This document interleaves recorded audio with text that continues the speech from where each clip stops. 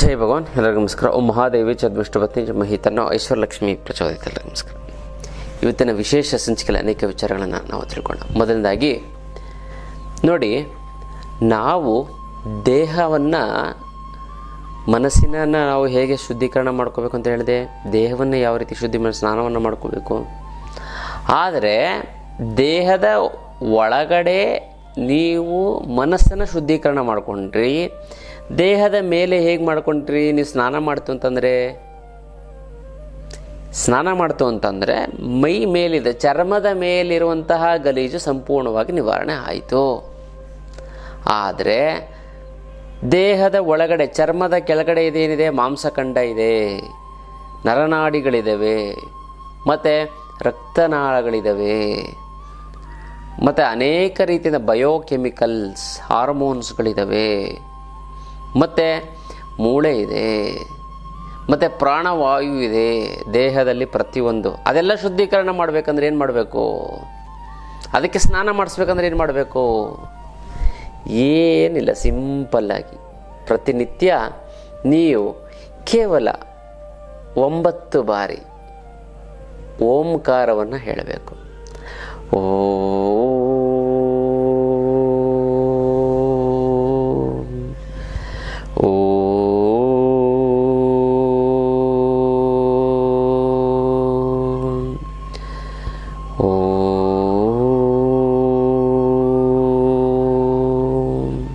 ಅಂತ ಇದನ್ನು ದೇವ್ರ ಮನೇಲಿ ಕೂತ್ಕೊಂಡಾರು ಹೇಳಿ, ಹಾಸಿಗೆ ಮೇಲಾರು ಕೂತ್ಕೊಂಡು ಹೇಳಿ, ಚಾಪೆ ಮೇಲೆ ಎಲ್ಲರೂ ಕೂತ್ಕೊಂಡು ಹೇಳಿ.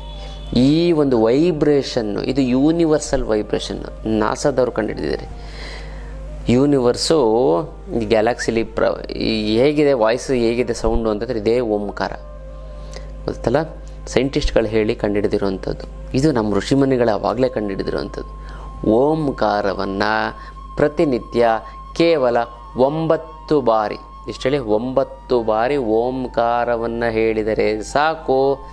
ನಿಮಗೆ ದೇಹದ ಚರ್ಮದ ಕೆಳಗಡೆ ಇರುವಂಥ ಎಲ್ಲ ಅಂಗಾಂಗಗಳಿಗೂ ಕೂಡ ನೀವು ಸ್ನಾನ ಮಾಡಿಸ್ದಂಗೆ ಆಗುತ್ತೆ, ಶುದ್ಧೀಕರಣ ಆಗುತ್ತೆ. ಗೊತ್ತಲ್ಲ, ದೇಹಕ್ಕೆ ಸ್ನಾನ, ಮನಸ್ಸಿಗೆ ಧ್ಯಾನ, ಮಾಂಸಖಂಡ ನರನಾಡಿಗಳೇ ಓಂಕಾರ. ಇಷ್ಟನ್ನು ಮಾಡಿ ನೋಡಿ ಭಗವಂತ ಯಾವ ರೀತಿ ಸಾಕ್ಷಾತ್ಕಾರ ಆಗ್ತಾನೆ.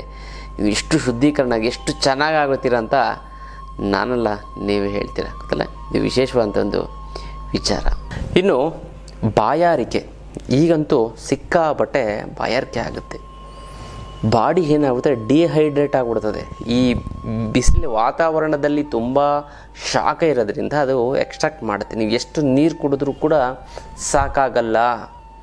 1 ಲೀಟ್ರು ಅಥವಾ 1-1.5 ಲೀಟ್ರ್ ಕುಡಿಯೋಂಥ ಮನುಷ್ಯ 3 ಲೀಟ್ರ್ ಕುಡಿದ್ರೂ ಸಾಕಾಗಲ್ಲ, 4 ಲೀಟ್ರ್ ಕುಡಿದ್ರೂ ಸಾಕಲ್ಲ ಅಂತ ಒಂದು ಇದು. ಅದಕ್ಕೋಸ್ಕರ ನೀವು ಏನು ಮಾಡಬೇಕು? ನೀವು ನೋಡಿ, ನೀವು ಒಂದು ಯಾವುದೊಂದು ಫಂಕ್ಷನ್ಗೆ ಹೋಗ್ತೀರ ಅಂದ್ಕೊಳ್ಳಿ, ಲೈವ್ ಎಕ್ಸಾಂಪಲು. ಈಗ ನೀವು ಒಂದು 10 ಗಂಟೆಗೆ ಹೋಗ್ತೀರ, ಒಂದು ಚೆನ್ನಾಗಿ ನೀರು ಕುಡಿತೀರ, ಮತ್ತೆ ಟಾಯ್ಲೆಟ್ಗೆ ಹೋಗ್ತೀರ ಒಂದು ಅರ್ಧ ಗಂಟೆ, ಮತ್ತೆ 11 ಗಂಟೆಗೆ ಹೋಗ್ತೀರ, ಮತ್ತೆ ನೀರು ಕುಡಿತೀರ, ಮತ್ತೆ 11:15. ನೀವು ಒಂದು ಫಂಕ್ಷನ್ಸನ್ನು ನೆಮ್ಮದಿಯಾಗಿ ಬರೀ ಸಿಕ್ಕಾಬಟ್ಟೆ ನಿಮಗೆ ಡಿಹೈಡ್ರೇಟ್ ಆಗ್ತಾ ಬರುತ್ತೆ.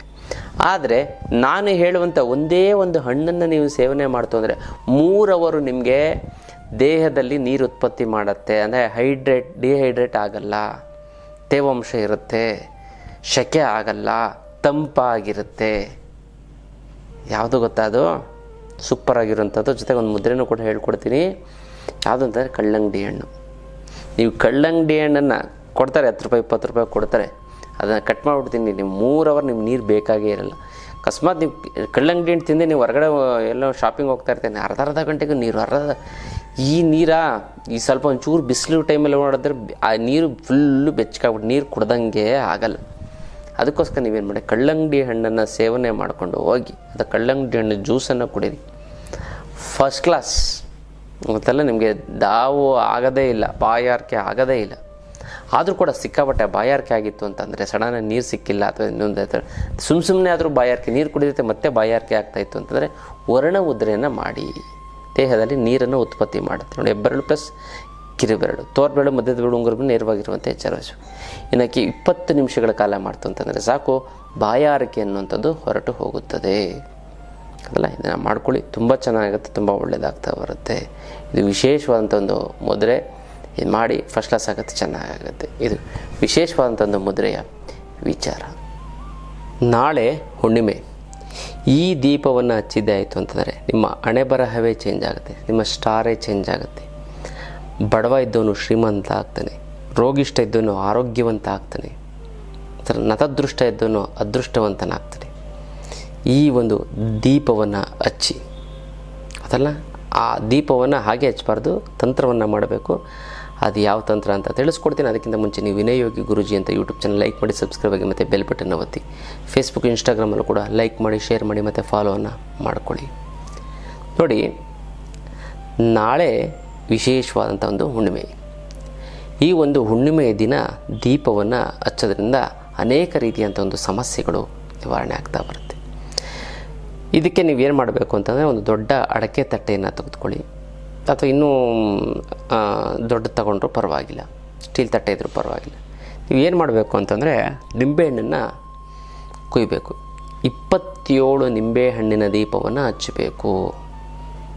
ಅಂದರೆ 27 ಕಟ್ ಮಾಡಿದ್ರೆ, ಒಂದು ನಿಂಬೆಹಣ್ಣು ಕಟ್ ಮಾಡಿದ್ರೆ 2 ಇದಾಗುತ್ತೆ. ಅದನ್ನು ಉಲ್ಟಾ ಮಾಡಿ ರಸ ಎಲ್ಲ ತೆಗೆದುಬಿಟ್ಟು ಅದರ ಮೇಲೆ ತುಪ್ಪದ ಬತ್ತಿಯನ್ನು ಹಚ್ಚಿ, ತುಪ್ಪದ ಬತ್ತಿಯನ್ನು ಇಟ್ಟು ನೀವು ದೀಪವನ್ನು ಹಚ್ಚಬೇಕು. ಪ್ರತಿ ಹುಣ್ಣಿಮೆಗೆ ಅಥವಾ ಅಮಾವಾಸ್ಯೆಗೆ ನೀವು ಇದನ್ನು ಹಚ್ಚಿತು ಅಂತಂದರೆ 1 ತಿಂಗಳು ನಿಮ್ಗೆ ಯಾವ ಸಮಸ್ಯೆಗಳು ಕೂಡ ಬರೋದಿಲ್ಲ. ಅದೆಂಥದ್ದೇ ಸಮಸ್ಯೆ ಆಗಿರುತ್ತೆ. ಯಾಕೆಂತಂದರೆ ಒಂದೊಂದು ದೀಪ ಒಂದೊಂದು ನಕ್ಷತ್ರ, 27 ನಕ್ಷತ್ರ ಇದೆ ಅದಲ್ಲ. ಒಂದೊಂದು ದೀಪ, ಒಂದು ಅಮಾವಾಸ್ಯೆ ಬರಬೇಕು, ಒಂದು ಹುಣ್ಣಿಮೆ ಬರಬೇಕು ಅಂತಂದರೆ 27 ನಕ್ಷತ್ರ ದಾಟಿ ಬರಬೇಕು.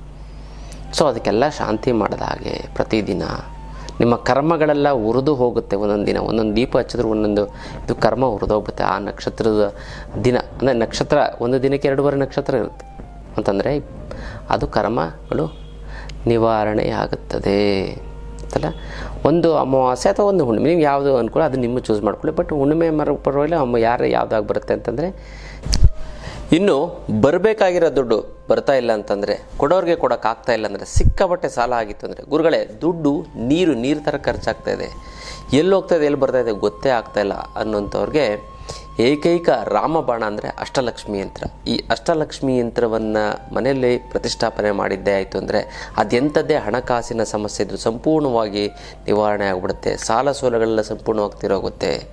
6 ತಿಂಗಳಲ್ಲಿ ಅದೆಂಥದ್ದೇ ಸಾಲ ಇದ್ದರೂ ಕೂಡ ತೀರೋಗುತ್ತೆ. ಬೇಡ ಒಂದು ವರ್ಷ ತೊಗೊಳ್ಳಿ ಬಿಡಿ, ಬೇಡ ಒಂದು ವರ್ಷದಲ್ಲಿ ಒಂದು ಅರ್ಧ ತೀರೋದ್ರೂ ನೀವು ಎಷ್ಟೊಂದು ನಿರಾಳತೆ ಬಂದುಬಿಡ್ತದೆ ಗೊತ್ತಲ್ಲ. ಈ ಒಂದು ಯಂತ್ರಕ್ಕೆ ಮುಟ್ಟು ಕಟ್ಟು ಚಟ್ಟು ಮಡಿ ಮೇಲಿಗೆ ಸೂತ್ಕ ಗೀತ್ಕ ವೆಜ್ಜು ನಾನ್ ವೆಜ್ಜು ಜಾತಿ ಗೀತಿ ದಿಕ್ಕು ಗೀಕು ಆ ಥರದ್ದು ಏನಿಲ್ಲ. ಇಟ್ಟ ಸಹ ಕೆಲಸ ಆಗುತ್ತೆ. ದೇವ್ರ ಮಲ್ಲಾರು ಇಡ್ಬೋದು, ಬೀರ್ನಲ್ಲಾರು ಇಡ್ಬೋದು. ಪ್ರತಿದಿನ ಪೂಜೆ ಮಾಡಲೇಬೇಕು ಅಂತ ಏನಿಲ್ಲ. ಪೂಜೆ ಮಾಡಲಿಲ್ಲ ಅಂತಂದ್ರೂ ಕೂಡ ನಡೆಯುತ್ತೆ. ಜೊತೆಗೆ ಇದು ಕರ್ಮ ಕಳೆದಿದ್ರೆ ಮಾತ್ರ ತೊಗೊಳಕ್ಕಾಗೋದು. ಎಲ್ಲರ ಕೈಲೂ ಅಷ್ಟು ಸುಲಭವಾಗಿ ಬರೋದಿಲ್ಲ. ಸಂಕಲ್ಪ ಮಾಡ್ಕೊಳ್ಳಿ. 10-20 ಬಾರಿ ಸಂಕಲ್ಪ ಮಾಡಿಕೊಂಡ್ರೆ ಅದು ಹೇಗೋ ನಿಮ್ಮ ಮನೆ ಒಳಗಡೆ ಬರ್ತದೆ. ಸಾಕ್ಷಾತ್ ಮಹಾಲಕ್ಷ್ಮಿ ಯಂತ್ರದ ಮೂಲಕ ನಿಮ್ಮ ಮನೆಗೆ ಬಂದು ಸ್ಥಿರವಾಗಿ ನಿಲ್ತಾಳೆ. ಇನ್ನು ಈ ಅಷ್ಟಲಕ್ಷ್ಮಿ ಯಂತ್ರ ನಿಮ್ಮ ಮನೇಲಿತ್ತು ಅಂತಂದರೆ ಯಾವುದೇ ಕಾರಣಕ್ಕೂ ನೀವು ತಲೆ ಕೆಡಿಸ್ಕೊಳಕ್ಕೆ ಹೋಗ್ಬಿಡಿ. ಹಣಕಾಸನ್ನ ನೀವು ಮರೆತು ಬಿಡಿ, ಬೇರೆ ಬಗ್ಗೆ ನೀವು ಯೋಚನೆ ಮಾಡಿ. ಅಂಥ ಒಂದು ಅದ್ಭುತವಾದ ಒಂದು ಶಕ್ತಿ ಗಿಡಮೂಲಿಕೆಗಳನ್ನೆಲ್ಲ ಕುಟ್ಟಿ ಪುಡಿ ಮಾಡಿ ಅರೆದು ಒಣಗಿಸಿ ಭಸ್ಮ ಮಾಡಿ ಈ ಒಂದು ಯಂತ್ರನ ಪ್ರಾಣ ಪ್ರತಿಷ್ಠಾಪನೆ ಮಾಡಿ ಶಕ್ತಿ ತುಂಬಿ ಇಟ್ಟಿರುವಂಥ ಒಂದು ಯಂತ್ರ. ಈ ಯಂತ್ರವನ್ನು ನೀವು ಪ್ರತಿಷ್ಠಾಪನೆ ಮಾಡಿ ನಿಮ್ಮ ಹಣಕಾಸಿನ ಸಮಸ್ಯೆಯ ಸಂಪೂರ್ಣ ನಿವಾರಣೆನ ನೀವೇ ನೋಡ್ತೀರ. ಹಾಗಾಗಿ ಇದನ್ನು ಇನ್ನು ಅತ್ಯದ್ಭುತವಾದಂಥ ಒಂದು ಅಷ್ಟಲಕ್ಷ್ಮಿ ಯಂತ್ರದ ವಿಚಾರ. ಮತ್ತು ಆಧ್ಯಾತ್ಮದ ಪಯಣದಲ್ಲಿ ನಾವೇನು ಮಾಡ್ತಾಯಿದ್ದೀವಿ ಅಂತಂದರೆ ಕಾಮಾಖ್ಯಗೆ ಹೋಗ್ತಾ ಇದ್ದೀವಿ. ಈ ಕಾಮಾಖ್ಯದಲ್ಲಿ ಯೋನಿ ಪೀಠ ಇದೆ. 52 ಶಕ್ತಿಪೀಠಗಳಲ್ಲಿ ಒಂದಾದಂತಹ ಪ್ರಮುಖವಾದಂತಹ ಒಂದು ಪೀಠ ಯಾವುದು ಅಂತಂದರೆ, ಮೊದಲನೇ ಸ್ಥಾನದಲ್ಲಿರುವಂಥ ಪೀಠ ಅಂತಂದರೆ ಈ ತಾಯಿಯ ಒಂದು ಯೋನಿ ಪೀಠ, ಅದು ಕಾಮಾಖ್ಯದಲ್ಲಿದೆ. ಈ ಒಂದು ಕಾಮಾಖ್ಯ ದೇವಿಯದ ದರ್ಶನ ಮಾಡಿದ್ದೇ ಆಯಿತು ಅಂತಂದರೆ, ನಿಮಗೆ ಹೆಣ್ಮಕ್ಳಿಗೆ ಮಕ್ಕಳಾಗಿಲ್ಲ ಅಂತಂದರೆ, ಅಥವಾ ಈ ಹೆಣ್ಮಕ್ಳಿಗೆ ಈ ಪೀರಿಯಡ್ಸ್ ಪ್ರಾಬ್ಲಮ್ ಇತ್ತು ಅಂದರೆ, ಹಾರ್ಮೋನ್ ಇಂಬ್ಯಾಲೆನ್ಸ್ ಇತ್ತು ಅಂತಂದರೆ, ಮತ್ತು ಏಜ್ ಆಗ್ತಿದ್ದಂಗೆ ಗರ್ಭಕೋಶ ತೆಗಿಬೇಕು ಅಂತ ಹೇಳ್ತಾರೆ, ಯೂಟ್ರಸ್ ಪ್ರಾಬ್ಲಮ್ ಏನಾದ್ರು ಆಗಿತ್ತು ಅಂತಂದರೆ, ಇದು ಎಲ್ಲವೂ ಕೂಡ ಆಪ್ರೇಷನ್ನೇ ಆಗೋದಿಲ್ಲ, ಹೋಗೊಂದು ದರ್ಶನ ಮಾಡ್ಕೊಬಂದ್ಬಿಡ್ತು ಅಂತಂದರೆ ಸಂಕಲ್ಪ ಮಾಡಿ ದರ್ಶನ ಮಾಡ್ಕೊಂಡು ಬಂತು ಅಂತಂದರೆ ಇದು ಯಾವುದೇ ರೀತಿಯಂಥ ಒಂದು ಸಮಸ್ಯೆಗಳು ಕೂಡ ಆಗೋದಿಲ್ಲ. ಅದಕ್ಕೋಸ್ಕರ ಕಾಮಾಖ್ಯ ದೇವಿಯ ಒಂದು ದರ್ಶನವನ್ನು ಮಾಡೋದಕ್ಕೆ ಹೋಗ್ತಾಯಿದ್ದೀವಿ. ಖಂಡಿತ ನಾವೆಲ್ಲ ಹೋಗ್ತೇವೆ, ನೀವು ಬನ್ನಿ. ಮತ್ತು ಕೇರಳಗೂ ಕೂಡ ನಾವು ಹೋಗ್ತಾ ಇರ್ತೀವಿ. ಪ್ರತಿ ತಿಂಗಳು ಇನ್ಮೇಲೆ ನಾವು ಕೇರಳಗೆ ಪ್ರಯಾಣ ಬೆಳೆಸ್ತಾ ಇರ್ತೀವಿ. ಅನಂತ ಪದ್ಮನಾಭ ಆಗಿರ್ಬೋದು. ಜೊತೆಗೆ ಈ ಒಂದು ಕೊಟ್ಟಿಯೂರು ಅಂತ ವಿಶೇಷವಾದಂತಹ ಒಂದು ದರ್ಶನ, ಅದು ವರ್ಷದಲ್ಲಿ 1 ತಿಂಗಳು ಮಾತ್ರ ಇರುತ್ತೆ. ಆ ಒಂದು ಬರೀ ತುಂಬ ಕಡಿಮೆ, ಅತಿ ಕಡಿಮೆ ಇದರಲ್ಲಿ ವೆಚ್ಚದಲ್ಲಿ ನಾವು ಕರ್ಕೊಂಡು ಹೋಗ್ತಾ ಇದ್ದೀವಿ. ಮತ್ತು ಈ ಒಂದು ಕೊಟ್ಟಿಯೂರಿಗೆ ಕೇರಳ ಪ್ರವಾಸ 2 ದಿನದ ಒಂದು ಪ್ರವಾಸ ಇರುತ್ತೆ. 4 ದಿನದ ಒಂದು ಪ್ರವಾಸ ಇರುತ್ತೆ, 2 ದಿನದ ಒಂದು ಪ್ರವಾಸವೂ ಕೂಡ ಇದೆ. ಇದು ಕೇವಲ ಒಂದು 5,000 ರೂಪಾಯಿ, 4,999 ಊಟ ತಿಂಡಿ ಮತ್ತು ಮಲ್ಕೊಳ್ಳೋಕ್ಕೆ ಜಾಗ ಮತ್ತು AC ಬಸ್ಸು ಎಲ್ಲವೂ ಕೂಡ ವ್ಯವಸ್ಥೆ ಇರುತ್ತೆ. ಖಂಡಿತವಾಗ್ಲೂ ಕೂಡ ನೀವು ಈ ಒಂದು ಪ್ರಯೋಜನವನ್ನು ಪಡ್ಕೋಬೋದು. ಮತ್ತು ಕಣ್ಣೂರಿಗೆ ನಾವು ಶತ್ರು ಸಂಹಾರಕ್ಕೋಸ್ಕರ ಕಣ್ಣೂರು ದೇವಸ್ಥಾನಕ್ಕೆ ಹೋಗ್ತಾ ಇದ್ದೀವಿ. ಸುಮಾರು ಅದ್ರ ಬಗ್ಗೆ ನೀವು ತಿಳ್ಕೊಬೇಕಂದ್ರೆ ನಮ್ಮ ಆಫೀಸ್ಗೆ ಫೋನ್ ಮಾಡಿ. ಈ 2 ಪ್ರಮುಖವಾದಂತಹ ಒಂದು ದೇವದ ಒಂದು ಸ್ಥಾನಕ್ಕೆ ಹೋಗ್ತಾ ಇದ್ದೀವಿ ಆಧ್ಯಾತ್ಮ ಪಯಣದಲ್ಲಿ. ಖಂಡಿತ ನಾವೆಲ್ಲ ಹೋಗ್ತೀವಿ, ನೀವು ಕೂಡ ಬರ್ತೀರಲ್ವ. ಇದು ಇವತ್ತಿನ ಒಂದು ವಿಶೇಷವಾದಂಥ ಒಂದು ಆಧ್ಯಾತ್ಮದ ಪಯಣದ ವಿಚಾರ. ಆನ್ಲೈನ್ ಕ್ಲಾಸು, ವಿಶೇಷವಾದಂಥ ಒಂದು ಆನ್ಲೈನ್ ಕ್ಲಾಸು. ಈ ಒಂದು ಆನ್ಲೈನ್ ಕ್ಲಾಸಲ್ಲಿ ಏನಿದೆ ಅಂತಂದರೆ, ನಿಮ್ಗೆ ಜೀವನದಲ್ಲಿ ಯಾವ ರೀತಿ ಬದುಕಬೇಕು, ಮತ್ತು ಜನವಶೀಕರಣ, ಧನವಶೀಕರಣ, ಇರುವಂತಹ ದುಡ್ಡನ್ನು ಫಸ್ಟ್ ದುಡ್ಡು ಬರೋಗೆ ಏನು ಮಾಡಬೇಕು, ಮತ್ತು ಇರುವಂಥ ದುಡ್ಡನ್ನು 10 ರೂಪಾಯಿನ 100 ರೂಪಾಯಿ, 100 ರೂಪಾಯಿಂದ 1000 ರೂಪಾಯಿ, 1000 ರೂಪಾಯಿಂದ 1,00,000 ರೂಪಾಯಿ ಹೇಗೆ ಮಾಡುವಂಥದ್ದು, ದುಡ್ಡನ್ನು ಯಾವ ರೀತಿ ಬಳಸಬೇಕು, ಯಾವ ರೀತಿ ಉಳಿಸ್ಬೇಕು, ಮತ್ತು ಯಾವ ರೀತಿ ಗಳಿಸ್ಬೇಕು, ಜನರನ್ನು ಕೂಡ ಯಾವ ರೀತಿ ಉಳಿಸ್ಕೋಬೇಕು. ಮತ್ತು ತುಂಬ ಜನ ಫ್ರೆಂಡ್ಸ್ ಇತ್ತು ಅಂತಂದರೆ ನಿಮಗೆ 1,00,00,000 ರೂಪಾಯಿ ಇದ್ದಂಗೆ ಯಾರೋ ಸಹಾಯ ಮಾಡ್ತಾರೆ.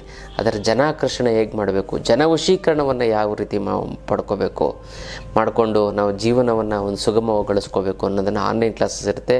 ನೀವು ಡೈರೆಕ್ಟಾಗಿ ನಾನು ಹೇಗಿದೆ ನಾವು ಮಾತಾಡ್ತೀವಿ, ನೀವು ಡೈರೆಕ್ಟಾಗಿ ಅದರಲ್ಲೂ ಕೂಡ ನಿಮ್ಮ ಪರ್ಸನಲ್ ವಿಚಾರಗಳನ್ನು ನನ್ನ ಭೇಟಿಯಾಗಕ್ಕೆ ಒಂದು ಕ್ಲಾಸ್ ಅಟೆಂಡ್ ಮಾಡಿ ಜ್ಞಾನವನ್ನು ತಿಳ್ಕೊಂಡು ನಿಮ್ಮ ಸಮಸ್ಯೆಗಳನ್ನು ಕೂಡ ಅಲ್ಲೂ ಕೂಡ ಬಗೆಹರಿಸ್ಕೋಬೋದು.